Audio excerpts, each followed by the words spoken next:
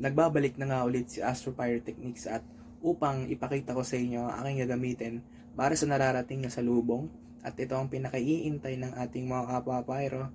Let's go!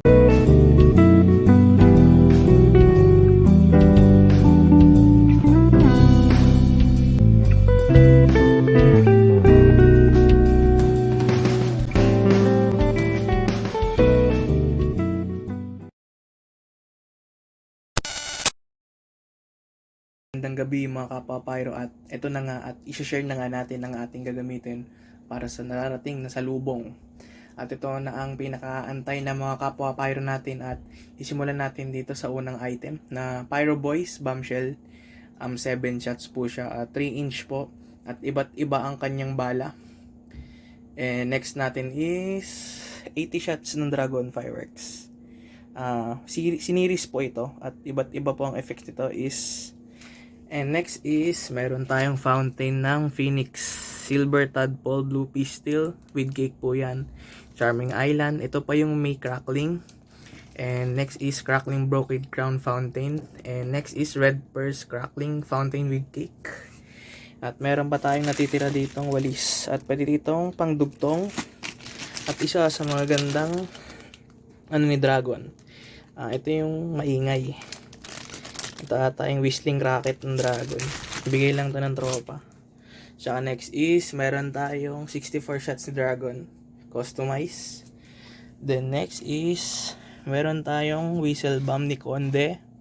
5 pieces pa ito. Ito yung natira last year. Tsaka meron din tayong Happy Flower. Tsaka Pilipaw. Tsaka Dancing Dragon. At meron din dito. Tsaka next is 120-second crackling comments ni LF Fireworks. Tsaka may natira ko dito Pearl of East 7 shots. Maganda rin ito. Good for starters.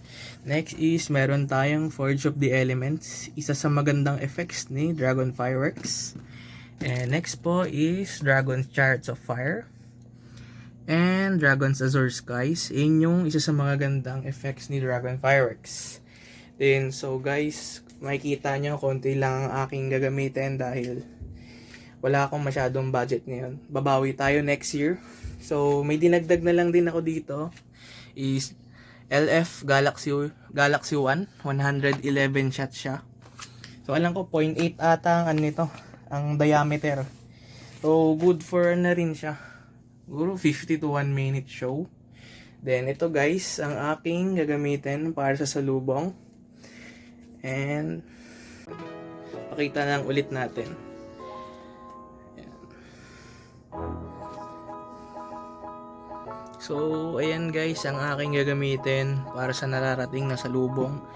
At yung iba dyan ay natira na lang last year. At next year kung magkakaroon tayo ng budget, makakabawi tayo, makabili tayo habang maaga pa, para makamura din tayo. Tsaka, ayun lang guys, bago ko tapusin to, ang mag-ingat lang tayo mga kapwa pyro kapag magsisindi bukas.